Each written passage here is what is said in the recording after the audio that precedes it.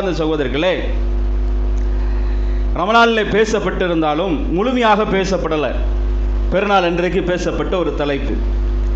என்ன தலைப்பு இது? இன்றைக்கு இப்போ வாழக்கூடிய காலத்தில் இந்த தலைப்பு உகந்ததாக இருக்கிறது. இப்போ இருக்கக்கூடிய நேரத்தில் இது நாம் எடுத்துக்கொள்ள வேண்டிய ஒரு தலைப்பாக இருக்கிறது என்பதனால் நினைவுபடுத்துவதற்காக இந்த தலைப்பு. அன்பார்ந்தவர்களே, இம்மையும் மறுமையும் சமமா என்று ஒரு தலைப்பு எடுக்கப்பட்டிருந்தது. இம்மையும் மறுமையும் சமமா அப்படின்னு கேட்டால் நம்ம என்ன சொல்லுவோம்? ரெண்டுமே சமம் இல்லைங்க, சமமாக இல்லை. உலக வாழ்க்கையிலும் சரி, மறுமை வாழ்க்கையிலும் சரி. ஏன் சமம் இல்லை அப்படின்றது நம்ம விளங்கணும். இப்போ பார்க்கக்கூடிய காலத்தில் இப்போ தேர்தல் நடந்துருச்சு. தேர்தல் நடந்த பிறகு நாமெல்லாம் எதிர்நோக்கி ஒரு காலத்தை எதிர்நோக்கி இருந்தார்கள் ஒட்டுமொத்த மக்களும். அப்படி ஒட்டுமொத்த மக்களும் எதிர்நோக்கி இருக்கிற நேரத்தில் மாற்றமான ஒரு கருத்து வருகிறது. நம் உள்ளத்தில் பார்த்த உடனே ஒரு பகல் வருது, பயம். நம்ம முடிஞ்சு போயிட்டோம், நம்ம முடிஞ்சிட்டோம், இதுக்கு பிறகு என்ன நடக்கப் போகிறது என்று எனக்கு நச்சம் ஏற்படுகிறது. நிறைய சகோதரர்கள் உங்கள் கருத்து என்ன, எப்படி நடக்கப் போகிறது என்று பல கேள்விகளை நம்மை நோக்கி வந்து கொண்டிருக்கும். இதை அரசியல் பேசுவதற்காக அல்ல. இந்த உலகம் நிரந்தரம் அல்ல, மறு உலகம்தான் நிரந்தரம் என்பதற்காகத்தான் நாம் இந்த உலகத்தில் வாழுகிறோம் என்பதற்காக சொல்லுகிறேன். இந்த உலகத்தில் ஒன்றுமே கிடையாது. இந்த உலகத்தில் ஆட்சி அதிகாரம் யாருடைய கையில் இருக்கிறது? நாம தான் நினைச்சிருக்கிறோம் நம்ம ஓட்டு போட்டனால் அவர் வராரு. கிடையாது. அல்லாஹு தஆலா தீர்மானித்து விட்டான், விதியை தீர்மானித்து விட்டான். சில கேள்வி இருக்கும், விதியை முறியடிக்க முடியுமா? விதியை என்ன செய்வோம்? சில கேள்வி இருக்கும், விதியை மதியால வென்றலாம், அறிவால வென்றலாம், அப்படிலாம் முடியாது. ஒரே ஒரு விதியினால் வெல்ல முடியும், பிரார்த்தனையினால் முடியும். அல்லாஹு தஆலா பல ஹதீஸ் இந்த விதியினுடைய சம்பந்தப்பட்ட விஷயங்களில் திருமதி என்ற நபிமொழியில் பல தொகுக்கப்படுகிறது. பல ஹதீஸ்கள் புகாரியில் பார்க்க வரும். ஏன் இதை சொல்கிறேன் என்று சொன்னால், தீர்மானிக்கப்பட்ட விஷயத்தில் ஒரு முடிவும் எடுக்க முடியாது. அல்லாஹ் ஏற்படுத்தி விட்டான். ஒரு வேலை உதல்தான் ஷஹாதத் இருக்குது என்று சொன்னால் பயந்து ஓடி விடுவோமா? பயந்து ஓட வேண்டிய நிலை இல்லை. ஃபஹல் நம்மிடத்தில் வந்துவிடக்கூடாது. அன்பார்ந்த சகோதரர்களே, இந்த உலக வாழ்க்கையும் மறு உலகமும் சமம் கிடையாது என்பதற்கு அல்லாஹ் பல உதாரணங்களையும் உலக வாழ்க்கையிலையும் பாருங்க. இப்போ பார்த்தீங்கன்னா மனுஷனுடைய குணங்கள் எப்படி இருக்கும் பாருங்க. ஒருத்தன் நல்ல குணத்தோடு இருப்பான், நல்ல எண்ணத்தோடு இருப்பான், எதை சொன்னாலும் நல்ல எண்ணத்தோடு பார்ப்பான். நல்ல எண்ணங்க பாய் பேசாதீங்க, நல்ல மனுஷன் அப்படின்றான். முன்னேறத்தில் போய் சொன்னா அவன் அப்படித்தானுங்க. மனுஷனுடைய குணமே ஒப்பீடு கிடையாது. மனுஷனுடைய குணத்தை என்ன செய்யும்? ஒருத்தன் நல்ல குணம் இருக்கும், ஒருத்தனுக்கு தீய குணம் இருக்கும், தீய குணமாக இருப்பான். ஒருத்தனுடைய வீட்டை ஒப்பீடு செய்வான் மனுஷன். ஒருத்தன் பெரிய 10 கோடி ரூபாய்க்கு வீடு கட்டியிருப்பான், 10 கோடி ரூபாய்க்கு வீடு கட்டியிருப்பான். இவன் 1 லட்சம் ரூபாய்க்கு தான் வீடு கட்டியிருப்பான்.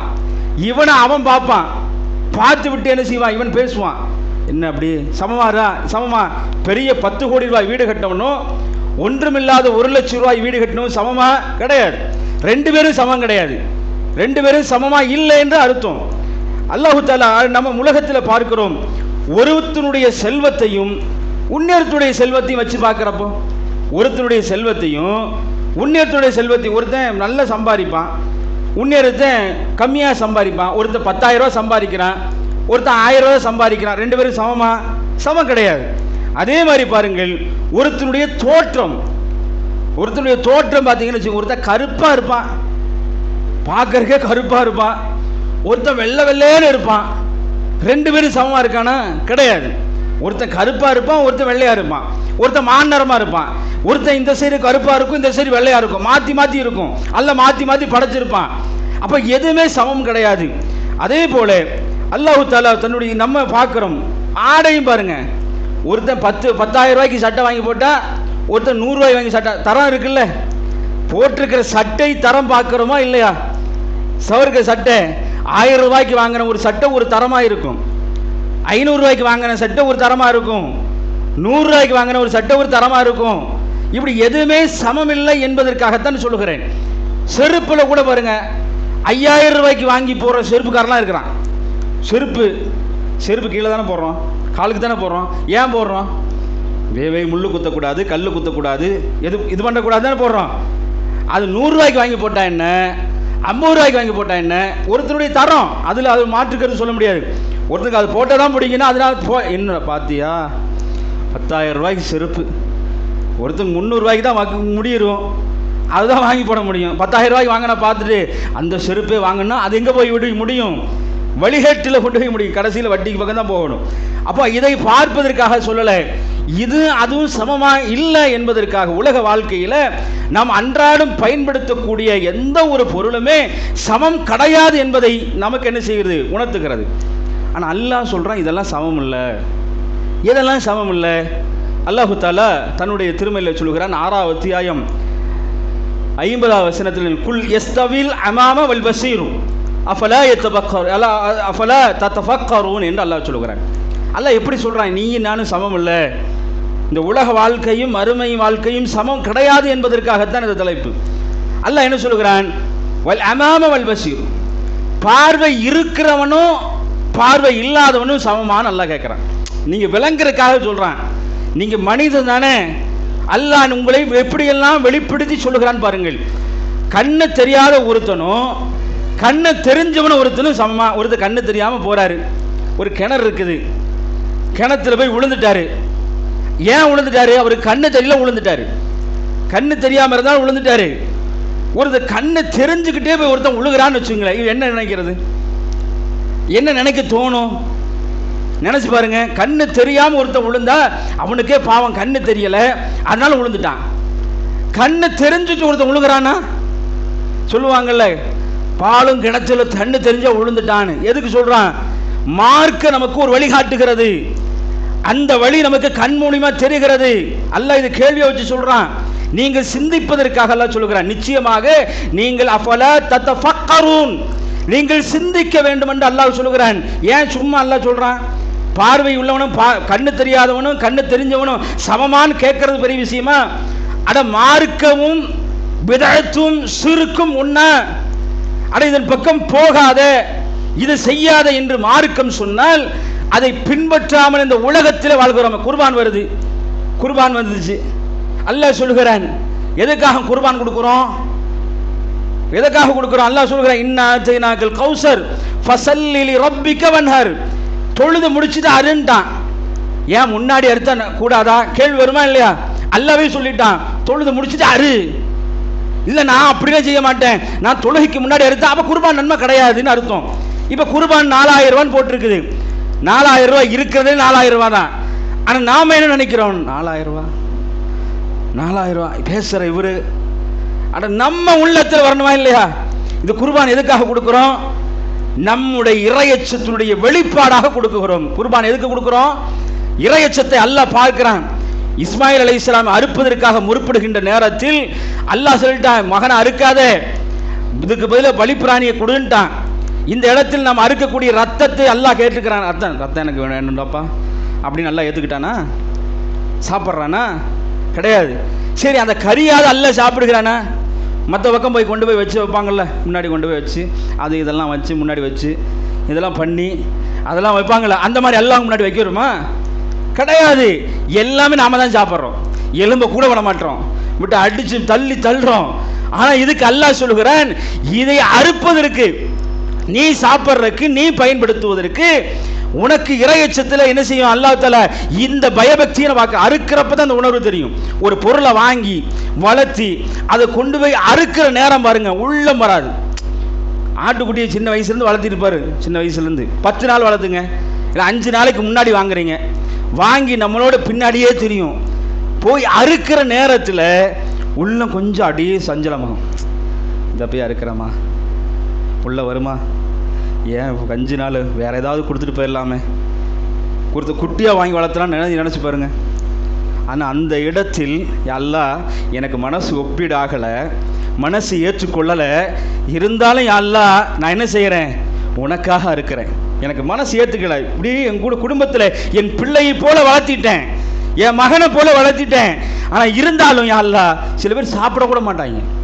சில பேர் என்ன செய்வான்னா அந்த கறியை கூட என்ன செய்ய மாட்டான், சாப்பிட மாட்டான். ஏன்னா என் பிள்ளையே அறுத்தது மாதிரி எனக்கு தோணுகிறது, அந்த பிள்ளையே அறுத்ததை போல எனக்கு என் மகனை அறுத்த மாதிரி இருக்கிறது என்று ஒரு பக்கம் அழுகக்கூடிய காட்சியெல்லாம் நான் பார்த்துருக்கிறேன். குர்பான் ஒரு ஊரில் கீழக்கரையில் ஒரு மாட்டை ஒருத்தன் வளர்த்திட்டான், நல்ல குட்டியிலேருந்து வாங்கி, கண்ணு குட்டியிலேருந்து வாங்கி வளர்த்திட்டான். வளர்த்திட்டு குர்பானுக்காக வளர்த்தியாச்சு. வளர்த்தின உடனே நேராக கொண்டு வந்து வச்சாச்சு. முன்னாடி வச்சுட்டு என்ன செய்யறாங்க, காலெல்லாம் கட்டுகிறார்கள். எப்பவுமே மாட்டு ஒரு கிணக்கணைக்கும். அந்த பார்க்குறவங்க எப்பவுமே எந்த பொருளுமே ஒரு பல விலங்கு வளர்த்துனா அது ஒரு கிணக்கணைக்கும், ஒரு பார்த்து. நாயே பாருங்க, ஒரு செய்தியில் சமீபத்தில் யூடியூப்ல பார்த்தோம். நாயை பொறுத்தவரை எப்பவுமே ஒரு 10 நாள் வெளியே எங்கேயாவது எஜமான் போயிட்டாருன்னு வச்சுங்களேன், 11 நாள் வீட்டை திறக்கிறப்ப நாய் ஓடி வந்து என்ன செய்யும், காட்டித்தாவும். அது எல்லா பொருளிடத்திலும் இருக்கிறது, பூனையிட்டு எல்லா பொருளும், பறவை முதல் கொண்டு எல்லாத்திலும் அந்த பண்புகள் இருக்கிறது. அந்த சகோதரர் என்ன செய்கிறான்னா, வளர்த்தியாச்சு, அவன் குடும்பத்தோடு வந்திருக்கிறான். யார்? அவன் குடும்பத்தார் எல்லாரும் அந்த மாடை வளர்த்திருக்கிறார்கள். நல்ல பயங்கரமாக இருக்கும் அந்த மாடு. மடுத்து அந்த நேரத்தில் தான் அந்த குர்பான் கறி இன்னைக்கு நமக்கு வாங்குறதுனா இதெல்லாம் பார்த்து கேட்ட பிறகு தான் போய் என்ன செய்கிறான்னா, கட்டியாச்சு. கட்டின உடனே அவன் சொல்லுகிறான், தயவுசெய்து அவுத்து விட்டுருங்களே, தயவுசெய்து சொல்லுங்கள், என் மகன் பார்த்தா அழுகிறான், பொறுக்க முடிய மாட்டேங்குது, தயவுசெய்து அவுத்துடலாங்களா? ஏவா இது குர்பானு? ஆமாம் குர்பானுக்கு தான். எதை விரும்புகிறீங்க? அல்லாஹ் விரும்புகிறீங்களா? இதை அல்லாஹ் தான் விரும்புகிறேன். சரி, இது யார் அறுக்கிறது, யார் அறுக்கணும் அப்படின்னு போய் என்ன செய்யறாங்க, கத்தி நல்ல கூர்மையான கத்தி. குர்பான் கறக்கிறப்போ கத்தி கூர்மையாக ஆக்கி கொள்ளுங்கள் அல்லாஹ்வுடைய தூதர் சொல்லுவார். கத்தி கூர்மையாக்கியாச்சு. கூர்மையாக ஆக்கிட்டு என்ன செய்கிறாங்கன்னா, அந்த பையன், அந்த வளர்த்தின பையன், அந்த ஆள் என்ன செய்கிறாரு, கத்தி கொண்டு போகிறார்.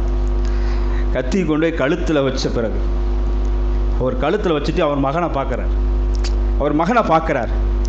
மகனே, ஒருவேளை அல்லாஹ்வுடைய தூதர் இஸ்மாயிலை அறுத்திருந்தால், ஒருவேளை என்னுடைய தூதர் இப்ராஹிம் அலைஹிஸ்ஸலாம் இஸ்மாயிலை அறுத்திருந்தால், இதே போலதான் உன்னையும் அறுப்பேன் என்று யார் சொல்லுகிறார்? இதுதான் ஈமான்.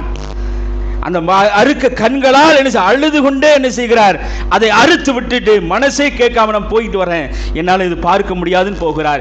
இதற்காகத்தான் நீங்கள் விரும்பிய பொருளாக இருந்தாலும் அது அல்லாஹ்விற்கு என்று வந்து விட்டால், இப்ராஹிம் நபி நினைச்சு பாருங்க, அந்த மகனை அறுக்கிறப்போ அப்படியே கட்டி வச்சுட்டு மகன்கிட்ட எத்தனை வயசு மகன் நினைச்சு பாருங்க, எத்தனை வயசு மகன். இங்கே உட்கார்ந்து இருக்கிற இந்த சின்ன வயசு பாலகரை போல இருப்பாங்க. இந்த வயசு சின்ன வயசு பாலகனை போல ஓடி திரிகிற வயசு. படிச்சு பாருங்க ஹதீஸ்ல, ஓடி திரிகிற வயசு. நம்ம சின்ன புள்ள, ஒரு 5 வயசு புள்ள, ஒரு 4 வயசு புள்ள, 3 வயசு புள்ள, ஓடி திரிகிற வயசுல அந்த புள்ளையை என்ன செய்கிறார், அல்லாஹ் சொல்லுகிறார், உன் மகனை அறுத்து பலியிடு என்று சொல்லுகின்ற நேரத்தில் இஸ்மாயில் அலைஹிஸ்ஸலாம் இடத்திலே அல்லாஹ்வுடைய தூதர் இப்ராஹிம் அலைஹிஸ்ஸலாம் கேட்குகிறார்கள், மகனே நான் ஒரு கனவு கண்டேன். இந்த பையன்ட்ட என்ன கேட்க முடியும், நமக்கு உதாரணம் சொல்லுங்க. இந்த பையன்ட்ட போய், என் மகனே அல்லாஹ் உங்களை அறுத்து பலியிட சொல்லிட்டான். அந்த பையனுக்கு என்ன வழங்கும்? அவ்வளோ அறிவுள்ள மகனாக இஸ்மாயில் அலைஹிஸ்ஸலாம் வளர்த்திருக்கிறார்கள். அவர் சொல்லுகிறார், என்னுடைய தந்தையே, அல்லாஹ் என்ன கட்டளை சொன்னானோ அதை கடைபிடிங்கள், அல்லாஹு தாலா என்ன கட்டளை சொன்னானோ அதை கடைபிடிங்கள் என்று சொன்னார். சொன்ன பிறகு மகனை அந்த இடத்துல படுக்க வைக்கிறார்கள். ஆடு எப்படி கட்டுவோம், மாட்டை எப்படி கட்டுவோம், மகன் நகர்ந்து ஓடிடக்கூடாது, அதுபோல் இஸ்மாயில் அலைஹிஸ்ஸலாமே இப்ராஹிம் அலைஹிஸ்ஸலாம் கட்டுகிறார்கள். என்னதா, என்ன மனசாட்சி இருக்கா அப்படின்னு இஸ்மாயில் அலைஹிஸ்ஸலாம் கேட்கல. என்னுடைய தந்தையே, எத்தனை வயசு பையன், ஓடி வாடுற வயசு, என்னுடைய தந்தையே, என்னை பொறுமையாக நீங்கள் பார்ப்பீர்கள், என்னை பொறுமையாக பார்ப்பீர்கள். இப்ராஹிம் அலைஹிஸ்ஸலாம் அவர்கள் தன்னுடைய கத்தியை கூர்மையாக்குகிறார்கள். நிறைய கதையெல்லாம் வரும், அதெல்லாம் விடுங்க. இதில் என்ன சம்பவம்னா, அல்லாஹு தாலா இப்ராஹிம் அலைஹிஸ்ஸலாமுடைய இறையச்சத்தை பார்த்து, இப்ராஹிமே உன்னுடைய இறையச்சத்தை பார்த்து விட்டேன், ஆகையால் அதற்கு பதிலாக இந்த குர்பான் இதை கொடுங்கள் என்று ஒரு பரிப்பிராணியை அல்லாஹு தாலா கொடுத்தான்.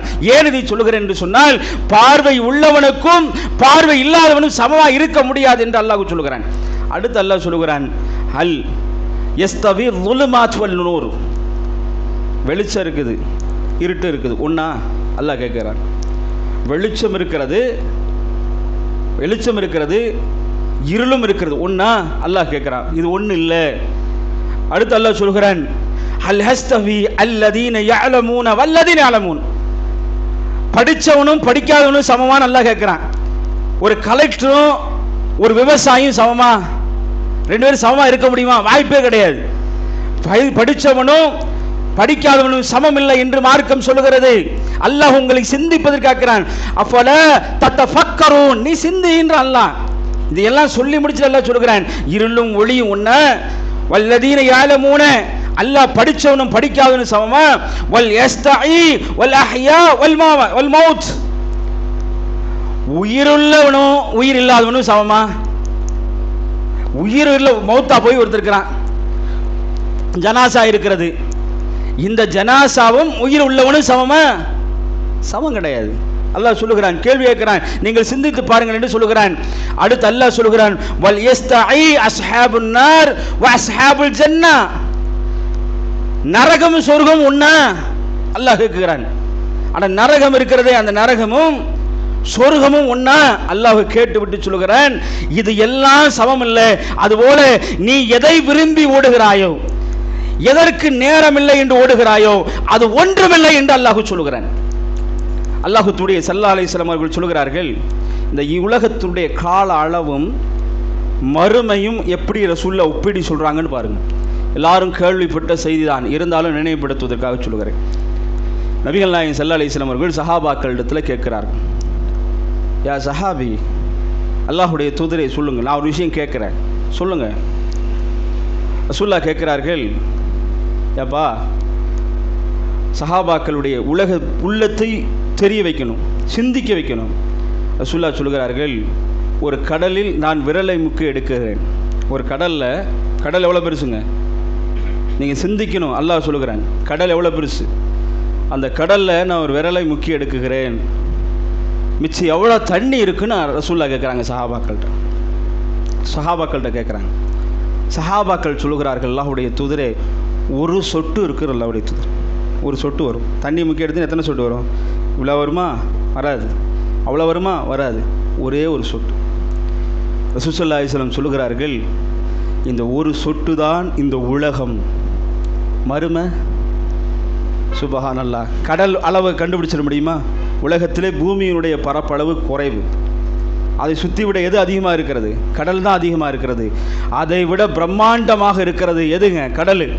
அதுதான் மறுமை என்று நபிகள் நாயகம் ஸல்லல்லாஹு அலைஹி வஸல்லம் அவர்கள் மனிதனுக்கு புரியக்கூடிய வகையில், சிந்திக்கக்கூடிய வகையில் அல்லாஹ்வுடைய தூதர்கள் மறு உலகத்தையும் இந்த உலகத்தையும் சமமாக பார்க்காதீர்கள், இது வேற அது வேற என்று ரசூலுல்லாஹ் சொல்கிறார்கள். அடுத்த ரசூல் ஸல்லல்லாஹு அலைஹி வஸல்லம் சொல்கிறார்கள், எப்படி பாருங்க, ஆயுள் காலம் பாருங்க.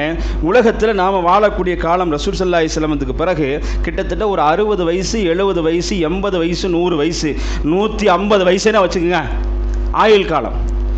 ஆனால் ரசூல் ஸல்லல்லாஹு அலைஹி வஸல்லம் அவர்கள் நூஹ் அலைஹிஸ்ஸலாம் வரலாற்றிலே பாருங்கள், நூஹ் அலைஹிஸ்ஸலாம் அவர்கள் 950 வருடங்கள் இந்த உலகத்தில் வாழ்ந்திருக்கிறார். எத்தனை வருஷம்? 950 வருஷம். இங்கே 60 வருஷம் வாழ்றதுக்கே பிரச்சனை. நூஹ் நபியுடைய காலத்தில் 950 வருஷம். அந்த 950 வருஷம் ரசூல் ஸல்லல்லாஹு அலைஹி வஸல்லம் செய்திருக்கிறார்கள், ஏகத்துவ பிரச்சாரம் செய்திருக்கிறார். யாரு? நூஹ் அலைஹிஸ்ஸலாம். ஆனால் ஆதம் அலைஹிஸ்ஸலாம் எடுத்துக்கொள்ளுங்கள், எத்தனை வயசு இருக்கும்? நூஹ் அலைஹிஸ்ஸலாம் 950 வருஷம்னா ஆதம் அலைஹிஸ்ஸலாமுடைய வயசு அதை விட ஜாஸ்தியாக தான் இருக்கும். ஆனால் இந்த உலகத்தை விசாரணிக்கிற போது, இந்த உலகத்தில் 950 வருஷம் வாழ்றோமா, 60 வயசு வரைக்கும் வாழ்றோமா, 100 வயசு வரைக்கும் வாழ்றோமானா அவ்வளோதான். ஆனால் அல்லாஹு தஆலா மறுமை பற்றி சொல்லுகிறான். மறுமை நாளில் விசாரிக்கக்கூடிய நாள் இருக்கிறது, விசாரிக்கக்கூடிய நாள். அந்த நாள் 50,000 வருடங்கள், 50,000 வருடங்களுக்கு சமம். இந்த 950 வருஷம் ஆழமுள்ள நூஹ் அலைஹிஸ்ஸலாம் 950 வருஷம், 1000ல் ஒரு 50 வருஷம் கம்மி. ஆனால் மறுமை நாளில் 50,000 வருடங்கள் மறுமை நாளில் நீங்கள் விசாரிக்கப்படுவீர்கள். ஒரு நாளோ அல்லது ஒரு வருடம் அப்படிலாம் கிடையாது, விசாரிக்கக்கூடிய நாள் 50,000 வருடம். அல்லாஹ்வுடைய தூதர் அடுத்து சொல்கிறார்கள், இந்த உலகமும் மறு உலகமும் சமமல்ல என்பதற்கு நிறைய சொல்கிறார்கள். இம்மையில் எல்லாத்தையும் பார்க்க முடியுமா? எல்லா மனுஷங்களையும் பார்க்க முடியுமா? சவுத் ஆப்பிரிக்கா பார்க்க முடியுமா? அமெரிக்காவில் இருக்கிறவங்க பார்க்க முடியுமா? கண்ணுக்கு முன்னாடி தெரிஞ்சவங்கள பார்க்கலாம், சொந்த பந்தங்களை தெரிந்து கொள்ளலாம், வீடியோவில் பார்க்கலாம், அவ்வளோதான். ஆனால் மறு உலகத்தில் பார்க்கிறது எப்படின்னா, உலகத்தில் நீங்கள் பார்க்காத முகங்களை எல்லாம் அல்லாஹு தஆலா மறு உலகத்தில் பார்க்க முடியும். இங்கே ஜிப்ரீலை பார்க்க முடியாது, அங்க பார்க்க முடியும். இங்க மீகாயிலை பார்க்க முடியாது, அங்க பார்க்க முடியும். இங்கே சூர் ஊதக்கூடிய மலக்குமார்களை பார்க்க முடியாது, அங்க பார்க்க முடியும். உலகத்தில் பார்க்காத முகங்கள் எல்லாம் பார்ப்போம், இங்கே ஜின்களை பார்க்க முடியாது. ரசூலுல்லாஹ் சொல்லிட்டார்கள், மனிதனுடைய கண்ணுக்கு ஜின் தெரிய மாட்டான், இங்கே ஜின்கள் பார்க்க முடியாது. ஆனால் மறு உலகத்தில் அல்லாஹு தஆலா சொல்லுகிறான், ஜின்களை நீங்கள் பார்ப்பீர்கள். இங்கே சைத்தானை பார்க்கல, இங்கே சைத்தானை பார்க்க முடியாது. ஆனால் மறு உலகத்தில் ஷைத்தானை பார்க்க முடியும். அதைத்தான் ரசூலுல்லாஹ் சொல்கிறார்கள், இந்த உலகமும் மறுமையும் சமம் அல்ல. அடுத்து நபிகள் நாயகம் ஸல்லல்லாஹு அலைஹி வஸல்லம் அவர்கள் சொல்கிறார்கள், மறுமை நாளில் நீங்கள் பார்ப்பீர்கள். எதை பார்க்கணும் ஓடுறான் கன்னியாகுமரிக்கு எதை பார்க்கணும் ஓடுறான்? காலையில் இத்தினூண்டு நம்ம கண்ணுக்கு தெரிஞ்ச ஒரு ஆட்டம் தான், ரொம்ப தூரம் இருக்குது சூரியனை பார்க்கறதுக்கு. அல்லாஹ் தஆலா மறுமை நாளில் அந்த சூரியனை மனிதன் பார்ப்பான், அந்த சந்திரனை அவன் பார்ப்பான், ஷம்சு பார்ப்பான், வல் கமரு பார்ப்பான், சந்திரன் அவன் பார்ப்பான். உலகத்திலேயே சூரியனை சந்திரனை விட மிக பெரியதாக இருக்கிற நட்சத்திரங்களை அவன் பார்ப்பான். உலகத்தில் பார்க்க முடியாது, கண்ணுக்கு முன்னாடி தான் தெரியும், அவ்வளவுதான். ஆனால் நேரடி அதனுடைய வன்மை, அதனுடைய நீளமும் அதனுடைய அகலத்தையும் மறுமை நாளில் அவன் பார்ப்பான் என்று சொல்கிறான். உலகத்தில் நீ பார்க்காத விஷயங்கள்லாம் அங்கே பார்க்க முடியும் என்று அல்லாஹு தஆலா அவனுடைய திருமறையின் மூலியமாக நமக்கு நினைவூட்டுகிறான். அதே போல பாருங்க, உலகத்தில் மரணம் இருக்கிறது, உலகத்தில் மரணம் இருக்கிறது, அங்கே மரணம் இல்லை. அல்லாஹ் சொல்லுகிறான். நம்மளோடு பயணித்த ஒரு சகோதரன் கோவை ஐயூப், அவருடைய பயானை பொறுத்தளவில் சாதாரண மக்கள் கூட மறுமை சிந்தனையோடு நரகத்தை பற்றி, கபருடைய வாழ்க்கையை பற்றி அதிகமாக பேசிய ஒரு தோழர். எல்லாம் பேசினார். அதற்கு முன்னாடி நிறைய சகோதரர்கள் இறந்திருக்கிறார்கள். நான் புரியுறதற்காக சொல்கிறேன். அந்த சகோதரருடைய மரணம் ஏதோ ஒரு சின்ன ஒரு நோய், ஆஸ்பத்திரி போகிறக்குள்ளே மூத்தாயிட்டார். மரணம் இந்த உலகத்தில் எல்லாருக்கும் நிகழும் என்பதை உணர்த்துகிறான் அல்லாஹ். ஏன் இன்னா லில்லாஹி வ இன்னா இலைஹி ராஜிஊன் சொல்லுகிறோம்? ஏன் ஜனாசாவை பின்தொடர்ந்து சொல்லுகிறோம்? காரணம் என்ன? இந்த உலகத்தில் நிரந்தரமாக வாழ போகிறது கிடையாது. இந்த உலகத்தில் எப்போ வேணாலும் மரணம் நிகழலாம். பள்ளி விட்டு வெளியே போக நமக்கு எப்போ தீர்மானிக்கப்பட்டிருக்கிறதோ, இந்த உலகத்தில் நமக்கு மரணம் எப்பொழுது தீர்மானிக்கப்பட்டிருக்கிறதோ கண்டிப்பாக மரணம் ஏற்படும். அந்த சகோதரி மூத்தாயிட்டார். சமீபத்தில் ஒரு வீடியோ பார்க்குகிறோம்.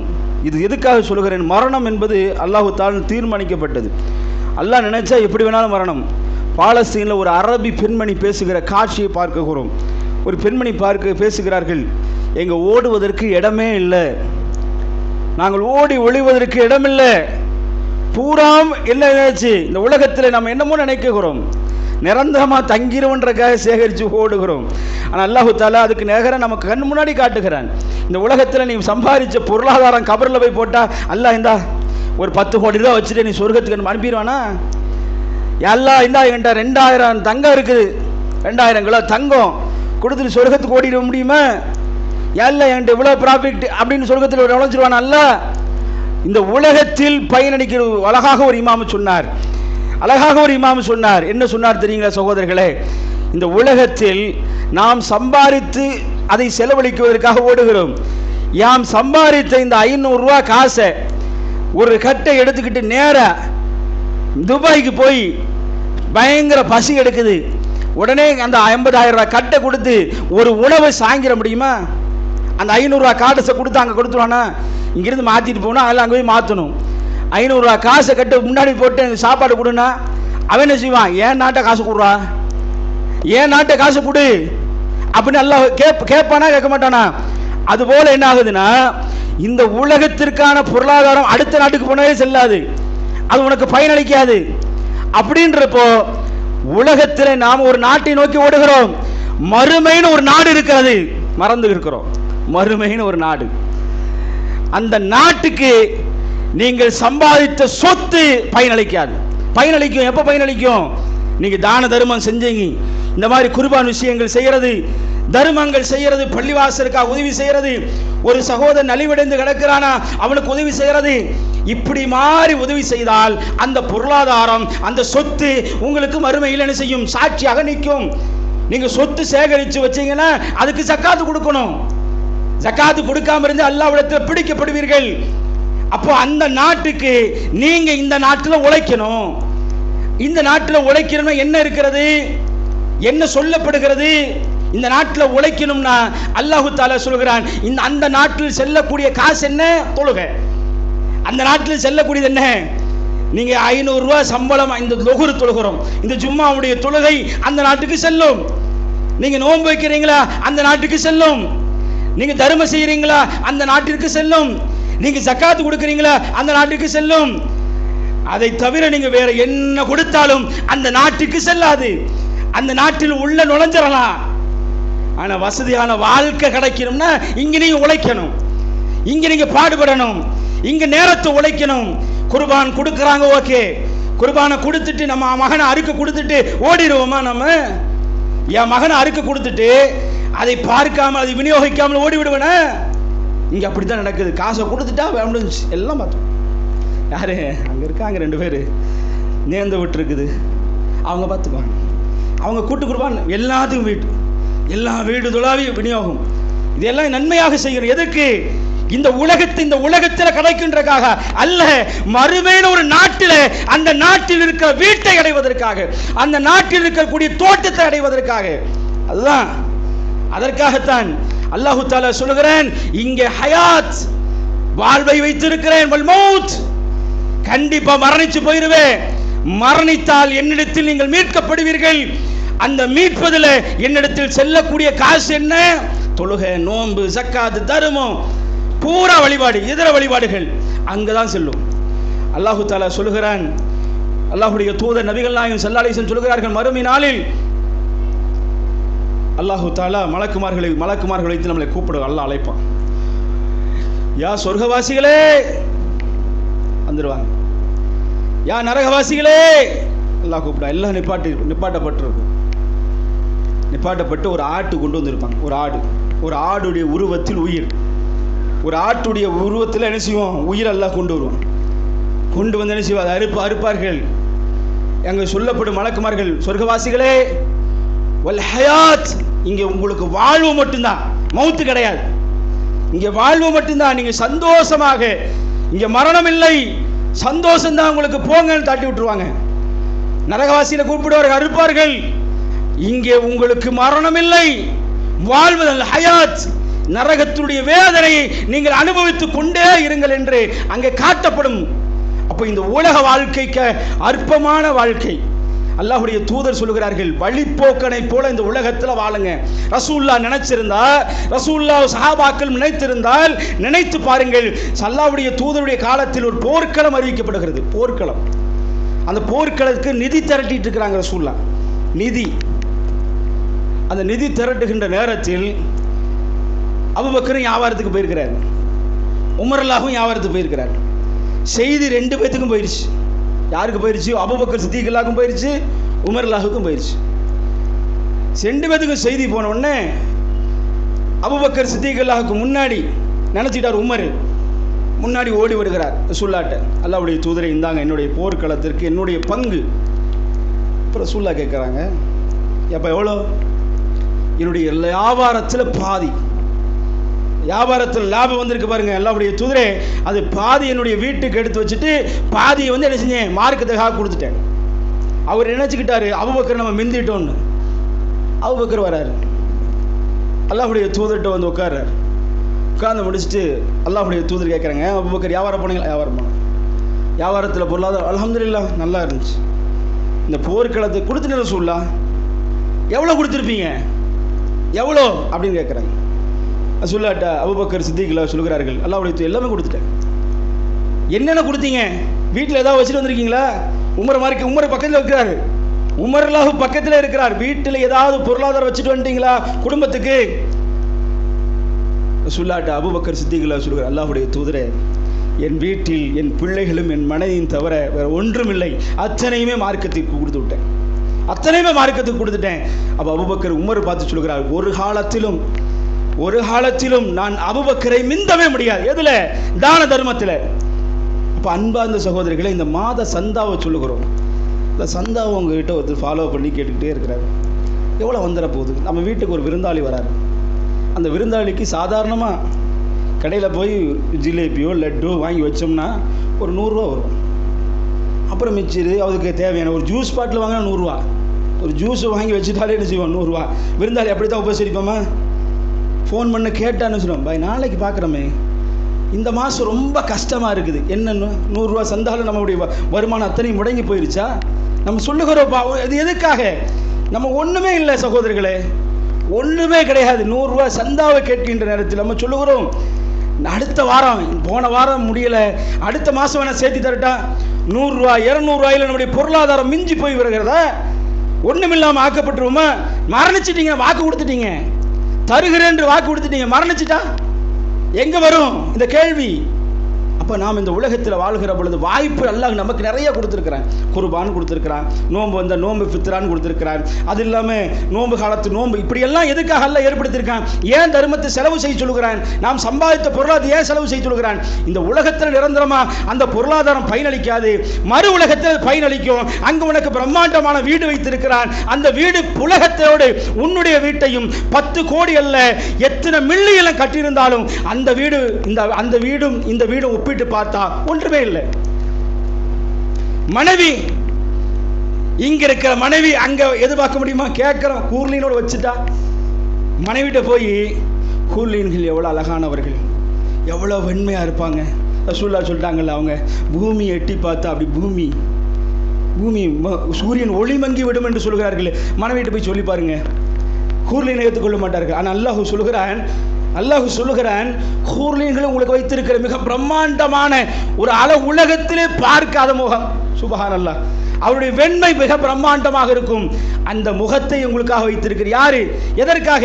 உலகத்தில் நீங்கள் எதற்கெல்லாம் செலவு செய்து, உலகத்தில் நீங்கள் தொழுது, உலகத்தில் அல்லாஹ்வுடைய தூதர் சொன்ன அடிப்படையில் வாழ்கின்ற நேரத்தில் உங்களுக்கு அங்கே நல்ல அழகான மனைவி வைத்திருக்கிறேன் என்று சொல்கிறான். எதை தேர்ந்தெடுக்க போகிறோம்? அல்லாஹு தாலா மறுமை நாளில் ஜன்னத்தின் ஃபிர்தௌஸ் அடையக்கூடிய மக்களாக, உயர்ந்த ஜன்னத்தில் ஃபிர்தௌஸ் அடையக்கூடிய மக்களாக அல்லாஹு தாலா உங்களுக்கு எனக்கு ஆக்கி வேண்டும் கூறி எனது உரையில் செய்கின்றேன்.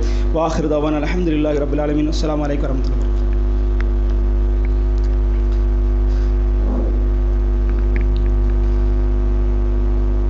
அஸ்ஸலாமு அலைக்கும் வரஹ்மத்துல்லாஹி வபரகாத்துஹு. அன்பார்ந்த சகோதரர்களே, யோமில் ஜுமாவுடைய நாளில் நாம் எல்லாம் ஒன்று குழுமி இருக்கிறோம்.